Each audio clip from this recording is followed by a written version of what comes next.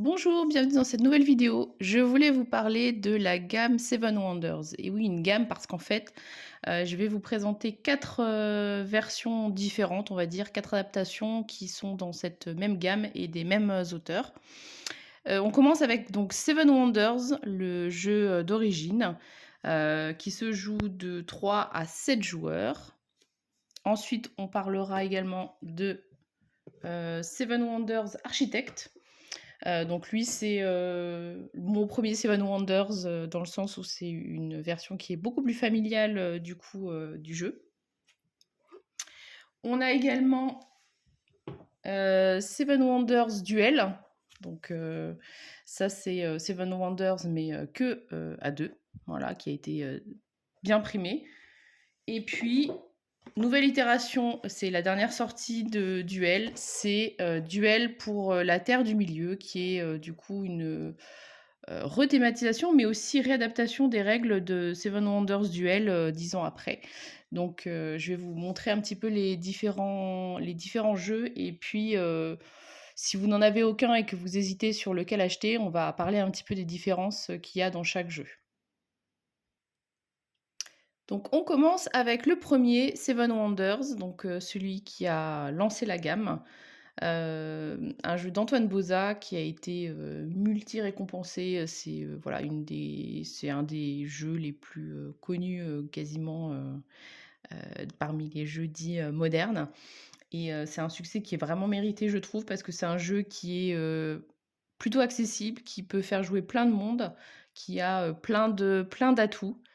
Dans Seven Wonders, on va jouer, de 3 à 7 joueurs, donc ça, c'est vraiment un truc qui est, je trouve, hyper, agréable d'avoir un jeu qui permet d'avoir autant de joueurs en même temps, et en même temps, la durée de partie ne va pas directement être, impactée par le nombre de personnes. C'est plus le fait qu'un joueur soit lent un petit peu dans ses décisions, dans le groupe, mais que vous y jouiez à 3 ou à 7, si vous avez la personne lente, ça va durer le même temps puisqu'on va tous jouer en simultané. Donc dans Seven Wonders, on va commencer par choisir une merveille parmi les 7 qui sont disponibles dans le jeu. Donc on choisit sa merveille, n'importe, je regarde pas. Et puis on va jouer en 3 phases qui sont représentées par des tas de cartes ici, qui représentent les 3 âges. On va avoir des cartes, il y a un chiffre en bas, donc suivant le nombre de personnes qui jouent à la table, on va avoir plus ou moins de cartes. Donc ça, il faut faire la séparation. Et puis, à chaque tour, donc on va avoir 7 cartes en main. On va choisir une carte, la mettre devant nous. Tout le monde fait ça en même temps. Et quand tout le monde a choisi sa carte, on révèle sa carte, on va la poser, on va voir comment. Et ensuite, on passe le paquet à notre voisin. Donc, on va devoir composer, ça s'appelle du draft, avec les cartes qu'on a, mais il faut faire attention aussi aux cartes qu'on laisse. Donc, il y a plusieurs catégories de cartes. Il y a des cartes qui servent à produire des matériaux, donc par exemple du bois, là c'est des matériaux un peu plus raffinés. Il y a les cartes rouges qui servent pour la guerre, on va voir qu'on fait la guerre à la fin de chaque âge avec son voisin de gauche et de droite. Ça, c'est des cartes qui vont rapporter des points de victoire, tout ce qui est dans des lauriers, c'est des points de victoire, donc là ça n'apporte rien en soi pour construire quelque chose, mais c'est des points de victoire directement. Les cartes vertes, c'est des cartes scientifiques qui sont très importantes parce que ça peut vous permettre de gagner plein de points aussi.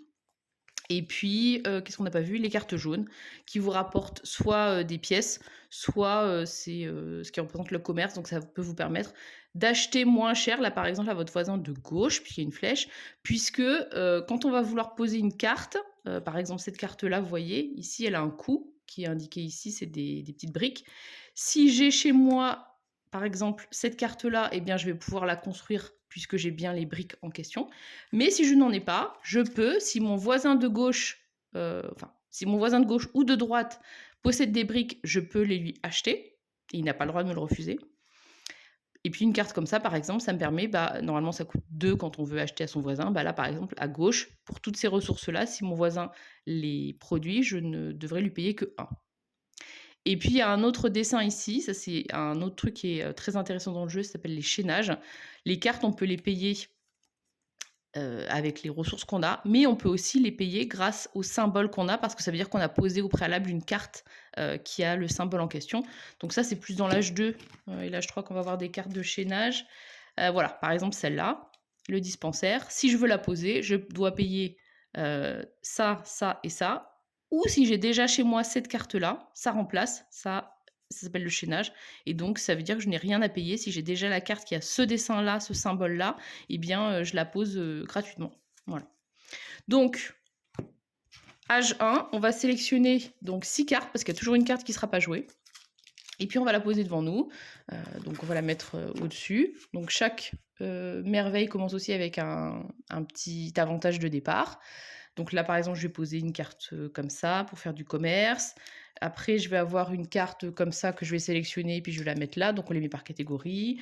Le coup d'après, on va dire que je prends une carte bleue pour avoir des points de victoire. Enfin, voilà. Et tout le monde fait ça en simultané. Et à chaque fois, une fois qu'on a choisi donc une carte, le paquet qui reste, on le fait passer à son voisin. Et on continue comme ça jusqu'à la fin du coup de l'âge 1. Donc, on a posé nos 6 cartes.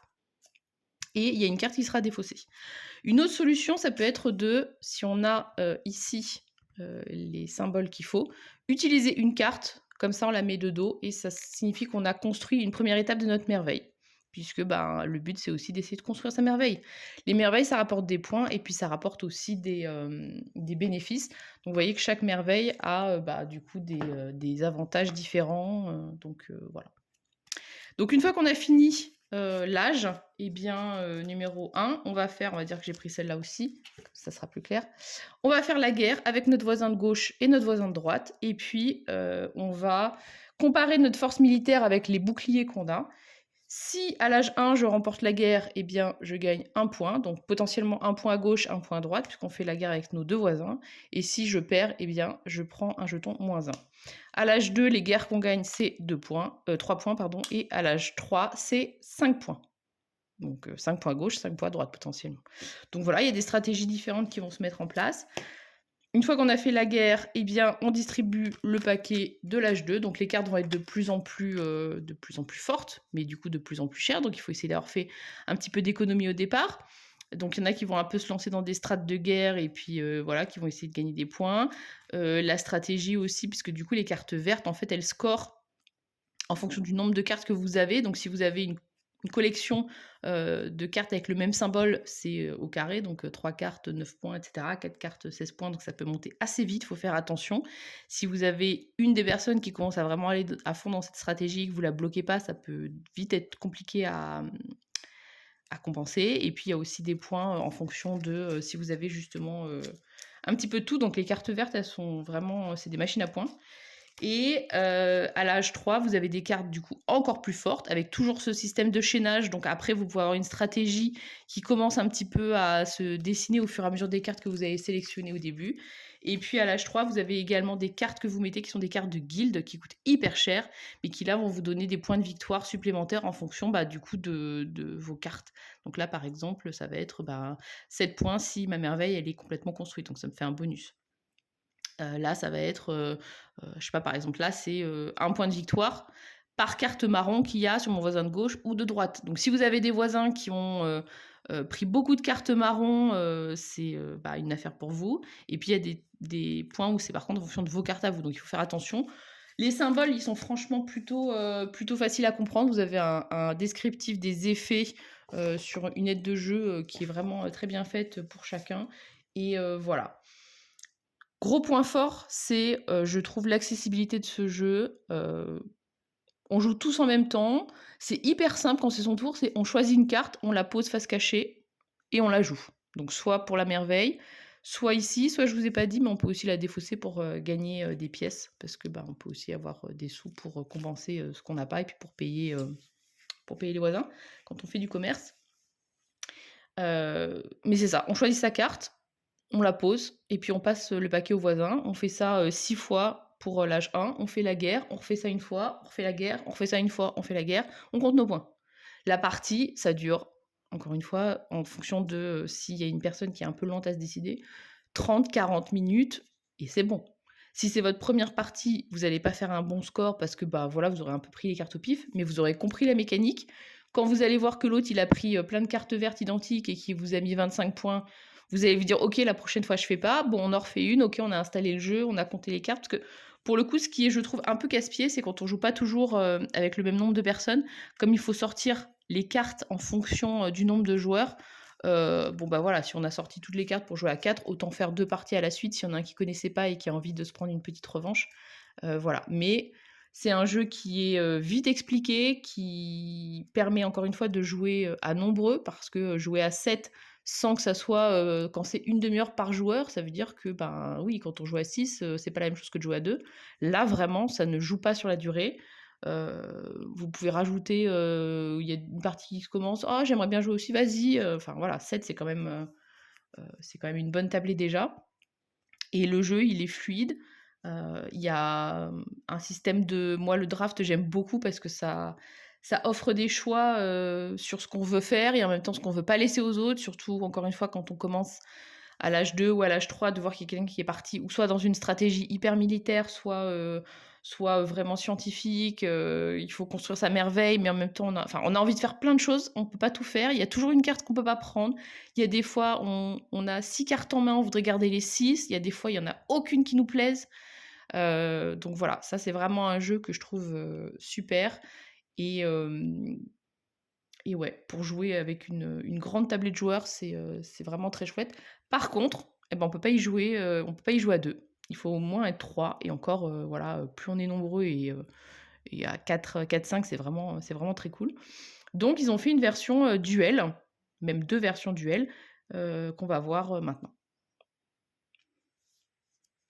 Donc version duel, de Seven Wonders, la 1re, itération, du jeu. Donc là, on va passer, à un mode exclusif 2 joueurs. Donc, ben, si vous voulez un jeu qui puisse faire les 2, bah, ça va marcher. Si vous voulez y jouer à 2, il faudra avoir une version duel et si vous voulez pouvoir y jouer à plus nombreux, ce sera le Seven Wonders, classique. Donc dans la version duel, on va retrouver, les grands principes, on va dire, de Seven Wonders, donc avec des merveilles, avec une piste militaire, avec la science, mais ça va être interprété autrement et ça change la configuration du jeu. Ce que vous allez faire, c'est que vous allez avoir 3 âges comme pour l'autre et vous allez placer les cartes d'une certaine façon, différente suivant les âges, donc âge 1, âge 2 et âge 3. Donc vous avez un rappel des couleurs, voilà et la forme des cartes et toutes les cartes qui sont blanches, eh bien, en fait, ce sont des cartes qui sont accessibles, visibles et les cartes qui sont, bah, du coup, côté coloré, c'est des cartes qui sont face cachée. Quand ça va être votre tour de jouer, vous allez pouvoir prendre une carte, mais qui est accessible. Donc, bien évidemment, je ne peux pas aller choper la carte qui est là. Je peux prendre celle-là. Si je prends celle d'à côté, celle-là va être libre. C'est comme une réussite, enfin, c'est très très simple. Si on a pris ces 2 cartes-là, celle-là devient libre, donc je la retourne et elle est accessible pour, la personne, de la même façon que les cartes qui sont en bas. Voilà. Donc on va sélectionner les cartes et puis toujours pareil, on va avoir des cartes qui servent à produire des matériaux, on va avoir des cartes, qui sont pour, la science, on va avoir des cartes pour avoir des points, on va avoir des cartes pour le militaire et cetera. Donc là, par exemple, le militaire, si j'ai, c'est pas un système de guerre comme il y a à la fin des périodes, c'est, si j'ai, un bouclier, eh bien j'avance de 1 et le truc, progresse vers moi. Sachant que si j'arrive à faire progresser le militaire, complètement, d'un côté, eh bien, c'est victoire immédiate. C'est représenté par, le symbole qui est là. Donc voilà, vous avez donc les symboles, scientifiques. Si j'en ai 2 identiques, je vais pouvoir prendre un jeton comme ça qui va me donner un jeton progrès qui va me donner des avantages ou des points de victoire et si j'ai, 6 symboles différents, de science, donc vous voyez par exemple, ben, là et là, voilà. Ce sont des symboles différents. Pareil, si j'en ai, 6 différents, c'est victoire immédiate, pour moi et sinon ça va être, bah, les points de victoire, en fin de partie de façon, assez classique. On peut toujours défausser une carte, enfin utiliser une carte pour construire la merveille à condition d'avoir ce qu'il faut. On ne pourra en construire que, 7 au total, donc maximum, 4 et 3 par exemple. Et puis, il y a un système un petit peu différent pour les achats, dans le sens où, quand on va, quand on va, du coup, devoir payer pour, des matériaux qu'on n'a pas, c'est la banque qui va avoir l'argent et c'est pas votre, voisin. Là où, dans Seven Wonders, c'était, le voisin qui gagnait les sous, là, c'est, la personne, enfin, c'est la banque, c'est pas votre adversaire. Et puis, quand il vous manque des matériaux, vous allez payer un prix différent en fonction, de, la présence du matériau, chez votre adversaire. Et plus votre adversaire, par exemple, si moi j'ai besoin d'un bois et que je n'en ai pas, eh bien, si mon adversaire n'a pas de bois lui-même, je vais payer 2 pièces. Par contre, si, il a, lui-même du bois, eh bien, je vais devoir payer un surcoût et s'il a plus de bois, je vais encore payer un surcoût. Si je vous dis pas de bêtises, il me semble que c'est 2 pièces supplémentaires par, non, ouais, c'est ça, c'est 2 pièces supplémentaires par, hem, je trouve pas mes mots, par, matériau qu'a mon partenaire, enfin mon adversaire. Donc ça, c'était un truc qui était un petit peu casse-pied, parce qu'il fallait tout le temps, calculer, ça et c'est quelque chose qu'ils ont modifié, pour le coup dans la version, Terre du Milieu qu'on va voir juste après. Donc ça, c'est une variante du coup pour 2 joueurs qui marche hyper bien, c'est, 30 minutes. On n'a pas spécialement simplifié la mécanique, honnêtement, je dirais même que c'est encore plus tactique, je trouve, que l'autre. Il faut vraiment faire hyper attention, comme c'est en duel, là, la course aux cartes. Le moment aussi où on va révéler les cartes et en rendre certaines accessibles, c'est un petit peu, voilà, on est toujours en train de se demander si on le fait maintenant ou pas, parce que du coup, on va peut-être débloquer des trucs super sympas pour l'autre. Donc, ouais, il y a une vraie tension. C'est pas du tout les mêmes sensations, même s'il y a la même ambiance et les mêmes thématiques, mais en tout cas, ça ne donne pas du tout le même rendu en termes de jeu que le Seven Wonders classique. Donc les deux sont pour moi vraiment complémentaires. Le Seven Wonders Duel a des extensions que je n'ai pas, mais qui permettent du coup de rajouter de la rejouabilité. Il y a 2 extensions, si je dis pas de bêtises, pour les Seven Wonders Duel. Il y en a évidemment aussi pour le Seven Wonders classique, mais c'était pour, comparer par rapport à Terre du Milieu qui, lui, pour l'instant, n'a pas d'extension et je sais pas si c'est voué à avoir, une extension pour autant, mais voilà. Donc maintenant je vous présente Terre du Milieu. Duel pour la Terre du Milieu, qui est du coup une autre version de, Seven Wonders Duel, qui est sortie, presque 10 ans après. Donc on va reprendre encore une fois les mécaniques, et essentiellement de Seven Wonders Duel, avec juste des petites variantes, mais qui, sont très sympas pour le coup. Il va y avoir une piste déjà qui représente, l'anneau, pour être un petit peu thématique. Donc il y a, Frodon, et je ne sais plus qui, Sam, qui essaye, d'avancer. Donc on avance sur cette piste-là quand on a des cartes anneaux. Donc les cartes anneaux, c'est des cartes bleues, voilà, où il y a un anneau.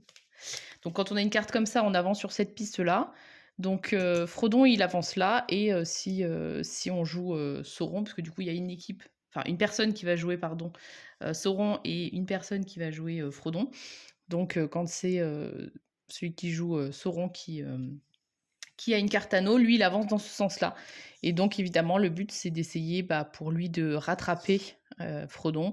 Et Frodon, c'est d'arriver là pour pouvoir jeter l'anneau. Si vous passez là, vous gagnez des petits bonus classiques. On a une carte ici qui représente différents terrains. On commence avec des petites troupes sur la carte. Donc Sauron, il commence avec 2 troupes dans le Mordor et Frodon avec 2 troupes dans l'Arnor. Et une autre façon de gagner, donc c'est soit d'arriver Frodon à amener son anneau, soit Nazgûl à attraper Frodon. Donc ça, c'est une première façon de gagner. Deuxième façon de gagner, c'est d'être présent partout sur la carte, toutes les régions. Donc vous avez des troupes et des tours que vous allez pouvoir essaimer dans le jeu. Si par des effets de placement de troupes, j'arrive à être présent partout en simultané, et bien c'est pareil, c'est victoire instantanée. Et une autre façon de gagner, c'est d'avoir le soutien de 6 peuples différents et donc là, les peuples, c'est, bah, les cartes vertes. Là, c'est plus du scientifique, ça représente des peuples différents et donc si j'en ai 6 différents, c'est pareil, c'est victoire instantanée. Dans ce jeu-là, il n'y a pas de calcul de points. C'est juste des victoires instantanées et il y en a 3 différentes et du coup, bah, mine de rien, ça change un petit peu, la stratégie et puis, la façon de jouer, parce que, ben, on s'en fiche des points. Le but, c'est la course, en fait et il faut être un petit peu attentif partout. Il faut faire attention à l'anneau. Il faut faire attention parce que, au départ, on place un petit peu de troupes, mais pas trop. Mais il y a un moment où il y a des effets sur les dernières cartes, de déploiement des troupes avec les flèches qui fait que, bah, vous pouvez placer des troupes et vous pouvez surtout les bouger et là où vous étiez un petit peu rassemblés et bien, il y a un moment où ça fait un espèce de d'essaimage à la pandémique et puis, à ce moment-là, vous êtes, présents partout et c'est la cata. Sachant que les tours vous permettent d'être présents en permanence, et voilà, le but c'est pas d'éradiquer son adversaire de partout, c'est d'être présent partout. La nuance vaut ce qu'elle vaut. Donc on a le même système de préparation des différents âges pour avoir des cartes accessibles. Voilà, donc ça reprend exactement la mécanique de Seven Wonders Duel. Et du coup, avec des cartes qui sont accessibles. Donc globalement, c'est la même chose, mais avec une petite rethématisation, puisque du coup, les cartes scientifiques, ça devient des peuples. Il y a toujours le principe d'avoir un coup, d'avoir du chaînage potentiellement. Ça, c'est des pièces. Ça, c'est pareil, ils ont simplifié. Les pièces, c'est ben, une pièce remplace n'importe quel symbole que l'on n'a pas. Ça, c'est les symboles du coup pour payer les cartes. Ça, c'est les cartes du coup rouges qui représentaient le militaire, qui sont représentées maintenant par la présence sur le plateau. Et puis voilà, bah, tout ça, c'est des ressources. Et puis voilà. Et donc, il n'y a plus de points de victoire. Les cartes bleues, c'est la quête de l'anneau. Donc, il faut faire attention à tous ces points-là. H1, H2, H3. Et puis, vous pouvez aussi avoir des hauts lieux comme ça, alors qui sont très chers parce que du coup, il faut avoir toutes ces ressources-là ou des pièces pour pouvoir les payer, mais qui vous donnent en général bah, des pouvoirs intéressants. Donc là, par exemple, bah, c'est vous mettez une tour pardon, et 2 troupes, et ensuite vous allez pouvoir, avec les flèches, les faire bouger. Donc c'est là où ça peut devenir très dangereux et d'un coup vous vous retrouvez avec votre adversaire qui se met partout sur le plateau. Moi, ça c'est un truc, je me fais avoir à peu près à chaque fois. Moi, je suis plutôt stratégie conquête des peuples. D'ailleurs, quand vous avez 2 peuples différents, bah, vous pouvez prendre un petit écusson comme ça, c'est l'équivalent des jetons progrès, et puis vous avez un petit bonus. Pareil, si vous en avez 3 différents, bah, vous pouvez prendre un de chaque pour choper un bonus. Et puis voilà, la tension dans le jeu, c'est vraiment le fait d'avoir que des victoires immédiates et pas du tout ce système de points. Et finalement, avec des modifications qui sont pas énormes par rapport au Seven Wonders Duel d'origine, bah, vous avez un jeu qui tourne encore autrement. Je sais pas comment ils ont fait, mais alors c'est pas un jeu différent à 100 non plus, hein, vous avez des grosses similitudes, mais vous avez quand même pas la même sensation de jeu et pas les mêmes enjeux, ben, victoire immédiate, c'est un truc qui est plus simple, mais voilà, je sais pas comment dire, mais je pense que les 2 bah, alors j'ai les 2 et si je devais en vendre un sur les 2 bah, je pense que je serais bien embêtée. Parce que, les 2 n'apportent pas tout à fait les mêmes sensations. Et on termine avec Seven Wonders Architect. Donc ça, c'est, mon premier Seven Wonders, on va dire. C'est à partir de 8 ans, voire même 7, sans aucun souci. C'est beaucoup plus accessible, que les autres, tout en étant, vraiment très sympa et alors surtout avec un matériel mais, incroyable.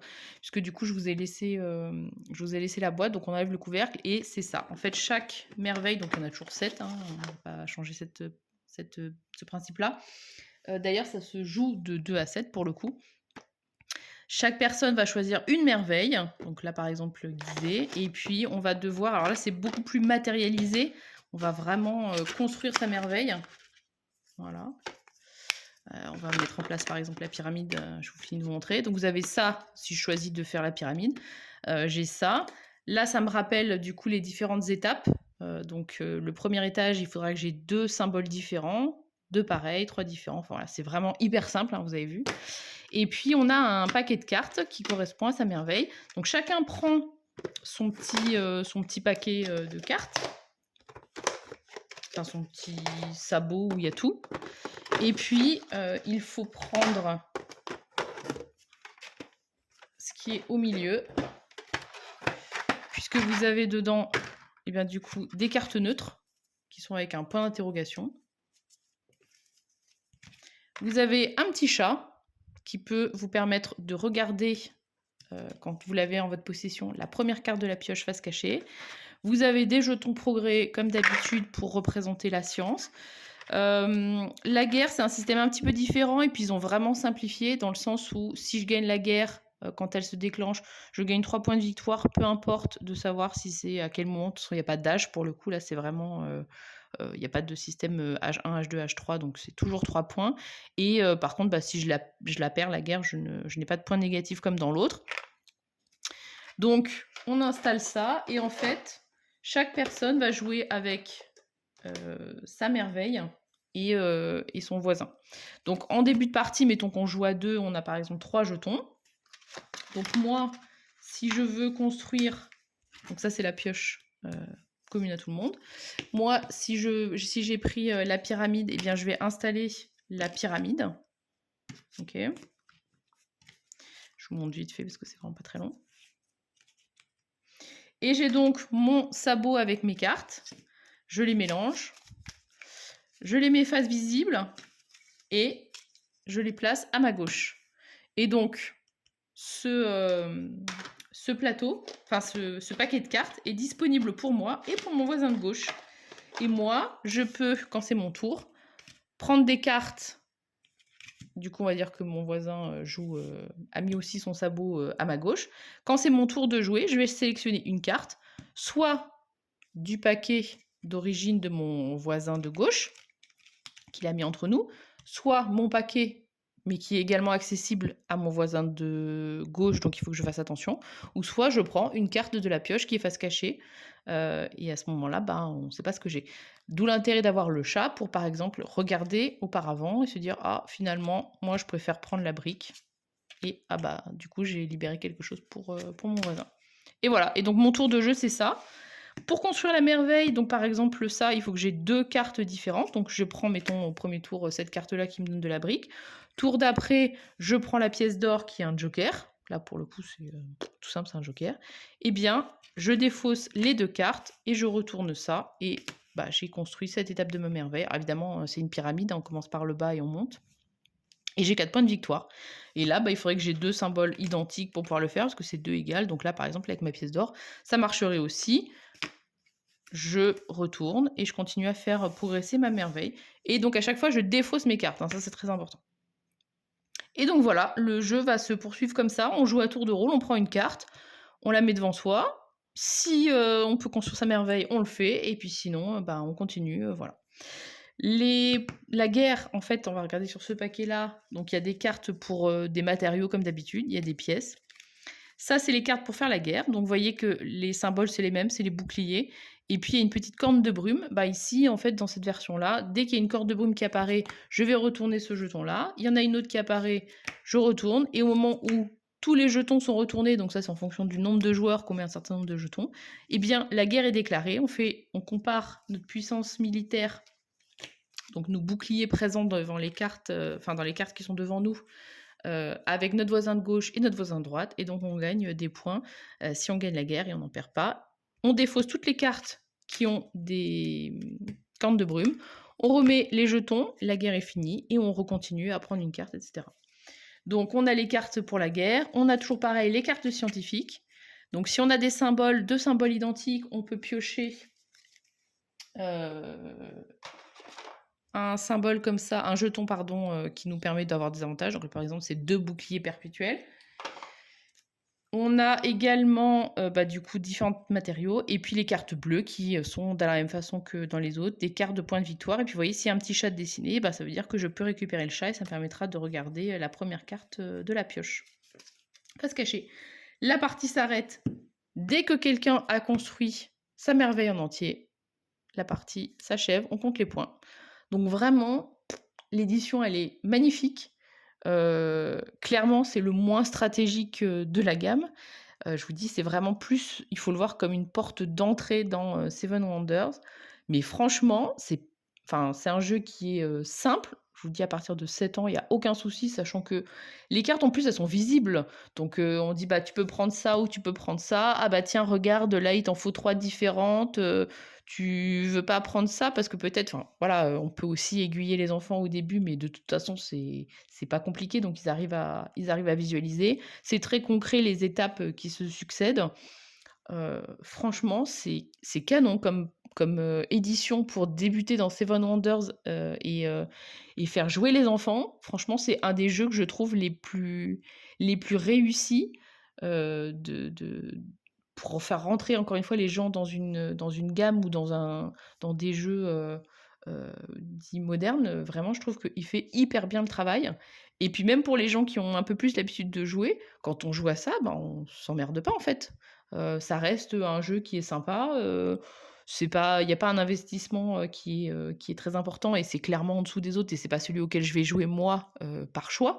Mais, ben, ça me dérange vraiment pas d'y jouer et je trouve que, le rendu, il est vraiment super et là, pour le coup, le matériel pour jouer avec des non-joueurs, il est quand même important, je trouve et là, c'est vraiment, au top. Donc franchement, une très, très bonne surprise aussi que ce Seven Wonders, Architect. Donc, bah, maintenant qu'on a vu, les 4 versions, laquelle on garde ou laquelle on achète si on n'en a aucune et ben, ça va être compliqué de trancher honnêtement. Je dirais que si moi, à titre personnel, je ne devais en garder qu'une seule, je ne me poserais pas la question, je prendrais le Seven Wonders, le premier. Pourquoi? Tout bêtement parce que, bah, on peut y jouer jusqu'à 7. C'est, heu, c'est un jeu, initié tranquille, enfin voilà, mais en même temps, surtout si on veut après, il y a des extensions, il y a extension Leaders, il y a, Babylone, il y en a plusieurs, il y a, une enfin voilà, il y a au moins 3 ou 4 extensions, donc c'est un jeu qui peut en plus s'enrichir si on aime bien. Mais voilà, encore une fois, un jeu où on peut jouer jusqu'à 7 personnes en une demi heure et qui soit intéressant, bah, j'en vois pas d'autres. Donc clairement, moi, si je devais en garder qu'un seul, ce serait le normal. Maintenant, si vous n'en avez aucun, bah, ça va dépendre en fait de, ce que vous cherchez. Si vous savez que vous allez, tout le temps jouer à 2, bah, partez plutôt sur une version duel clairement parce que, lui, il est même pas jouable, à 2. Donc ça va être compliqué. Maintenant j'ai envie de dire, si vous avez pas cette contrainte de c'est sûr ce sera que pour jouer à 2, il y a tellement de jeux de duel qui existent maintenant, enfin duel ou en tout cas à 2, parce que par exemple, SkyTeam c'est un jeu qui se joue à 2, mais c'est un jeu en coop, donc on peut pas dire que c'est un duel. Mais en tout cas, il y a tellement de jeux à 2 maintenant, qui existent. Est-ce que celui-là, après il est vraiment excellent à 2, c'est vraiment pas la question. D'ailleurs c'est un peu enfin ça a très, très longtemps Seven Wonders Duel était considéré comme le meilleur jeu à 2. C'est un jeu qui a 10 ans. Il y a 10 ans, les jeux à 2, il y en avait pas pléthore, alors que maintenant, on a l'impression que c'est presque devenu la norme. Il y a plus de jeux à 2 où il y a quasiment autant de jeux qui sortent, exclusivement à 2 que de jeux, standards. Donc voilà, ça reste quand même des super jeux. Je dirais que si vous êtes joueur et que vous avez envie d'un peu plus de profondeur et de rejouabilité, je resterai quand même sur le Seven Wonders Duel classique, qui en plus a des extensions. Parce que, bah, Terre du Milieu, bah, pour le coup, c'est sympa d'avoir, «simplifié» entre guillemets les règles, de les avoir un petit peu, allégées et d'avoir changé la thématique donc voilà, hein, j'ai été faible et j'ai acheté aussi, Duel pour la Terre du Milieu alors que j'avais l'autre. Après pour le coup, le Seven Wonders Duel, j'y ai pas tant joué que ça, c'est plus les enfants qui jouaient, l'un contre l'autre. Donc voilà, moi j'ai pu jouer au Seven Wonders, normal. Après l'architecte, c'est vraiment, pour moi c'est vraiment une version famille, d'initiation. Donc l'acheter si vous êtes joueur, vous allez très vite en avoir fait le tour et vous allez pas avoir envie d'y rejouer, plus que ça. Maintenant, si c'est parce que vous voulez vraiment des jeux, pour jouer en famille, avec les enfants et tout ça, franchement, le matériel, il est incroyable et voilà, c'est pas du tout un jeu ennuyeux pour jouer. Donc moi, si je dois en garder qu'un, ce sera le Seven Wonders normal parce que encore une fois, personne ne fait, aussi bien le job de, 30 minutes, en étant nombreux. Mais ils ont tous vraiment, leur intérêt, je trouve et leurs avantages. Donc voilà. J'espère que cette présentation vous aura un petit peu, peut-être aiguillé si vous vous posiez des questions sur cette gamme, si vous n'en avez pas du tout. C'est vraiment un jeu qui est, je trouve, incroyable. Antoine Boza a fait, un super boulot, là-dessus. Pour les versions, duel, il était avec, Bruno Catala. Heu, voilà, j'espère que ça vous aura donné quelques pistes et puis moi, bah, ça m'a surtout donné envie de rejouer. À bientôt.